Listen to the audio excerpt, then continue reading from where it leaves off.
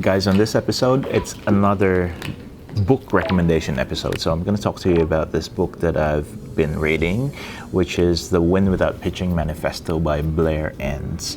It's a book that has impacted me so much as a creative business owner, and in this episode I'd like to talk to you why.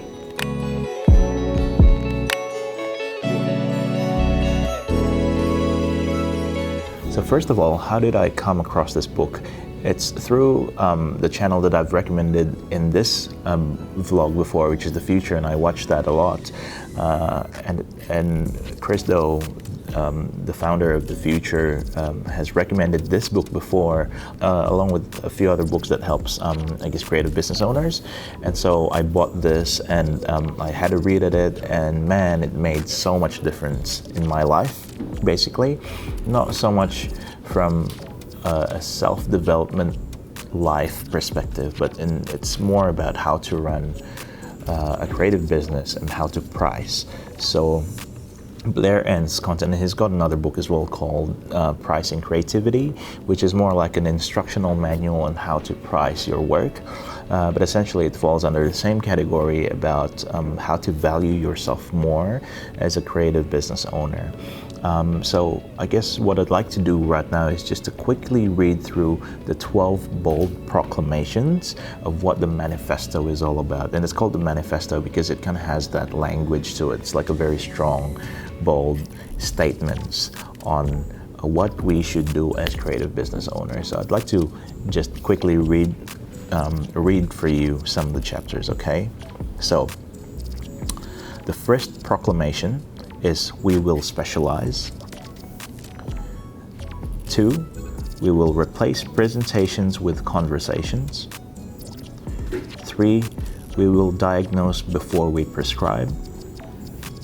4, we will rethink what it means to sell.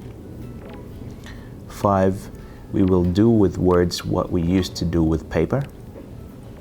6, we will be selective. 7, we will build expertise rapidly. 8, we will not solve problems before we are paid. 9, we will address issues of money early. 10, we will refuse to work at a loss. 11, we will charge more. 12, we will hold our heads high. Now, they all actually link to each other, and I find that the 12th proclamation will only work really well if you've done proclamation number 1, 2, 3, and so on steadily, and that you've actually applied them in your practice. Then only the 12th proclamation, which is we will hold our heads high, only then you'll feel the effect of it. So maybe the best way to do this, I won't get into too much of the detail because then I'll just link the book down below, so you can just buy it on Amazon, and you can buy the actual book, and you can buy the Kindle version of it as well. It's actually not expensive, about $30 or $40, I can't remember, but it's way worth it. So I'll pick a couple of chapters that has personally impacted Relab so much, and some real life examples of how that has happened as well. Now, it's actually very difficult to pick a couple of chapters because all of them has impacted me so much, but I'll start with a very basic one, which is proclamation number 1. We will specialize. What does that mean exactly? So let me explain. We will specialize means the more unique you are, or the more of a specialist you are, then there's less competition for you. So what we do here at Relab is digital design, is UI and UX, and originally we were graphic designers.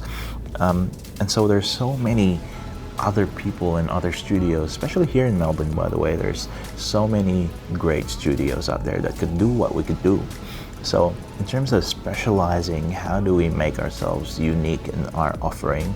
And so we'd come down across a few experiences in the past, and we return back to the ones that are the most successful ones. And then we try to figure out and try to decode what is it exactly that made us special in that occasion. And we try to focus on that. So as an example, if we were UI and UX designers, what is it exactly that we specialize in? Now, we might say that we specialize in e-commerce, that we specialize in transactional websites or apps, and nothing else. And because of that, we become more of a specialist in that area, that when we're being compared with other digital designers out there, if the need is around e-commerce or transactional, then Relab is seen more as a specialist. And because of that, we bring more value and experience, right? But you can actually get deeper in that. What type of e-commerce or what type of transactional websites are there? Is it retail? Is it hospitality? Or what is it exactly? Now, Relab happens to focus more on retail, and so you can associate us, or people would be associating us looking at our portfolios and stuff as online, retail, e-commerce, digital designers that brings good designs to life. And the more I get into it, the more I can get into what level of a specialist we are. So that's just one example of how one can be more of a specialist, because when you're a specialist, then you're seen as a unique one. That when people are comparing you, it's not about the money, but it's more about the value that you bring because you are a specialist, okay? I'll jump into the second one as an example, which is we will replace presentations with conversations. So as creators, what we tend to do, a client would be calling us, or a potential lead would be calling us. So if they're not a client or a customer yet, they'd be calling us, or someone would refer them to us and then say, hey, could we have a website done? And then what we tend to forget is that we are doing our diagnosis and our analysis way too fast, but the customers or the client hasn't committed themselves to us just yet. So you don't waste time, and the clients don't waste their time as well. You just want to find whether you're the right fit or not. So without presentation, what we've learned here in Relab is have meaningful conversations instead. So when a potential lead would be calling us, I'd have a chat to them about what their exact needs are without providing them a solution just yet, but trying to understand whether we are the right fit for them or not. And if we're not the right fit, if we're not that specialist in that area, then I'd be more than happy to offer, some of the people that I know, or try to direct them to another path that would suit them better, rather than bluntly taking their job on.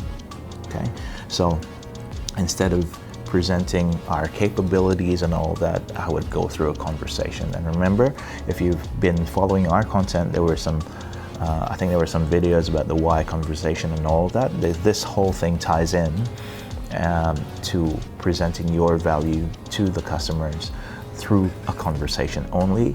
If they want to see what your work is like, then make sure your website is up to date. Make sure that you've got the best work that represents you, that represents how unique you are and what you specialize in your website. Okay, so guys, I think I'll stop there.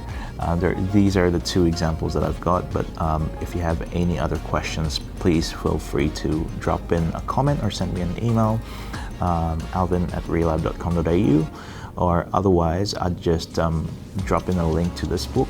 And there's actually quite a bit of content around this whole idea of win without pitching, and Blair Enns himself has quite a number of videos as well online on YouTube and stuff, so you can have a look at the whole principles of this. But I think it's a very solid one, it's a very strong one that I subscribe to, and it has made Relab as a business a lot more profitable.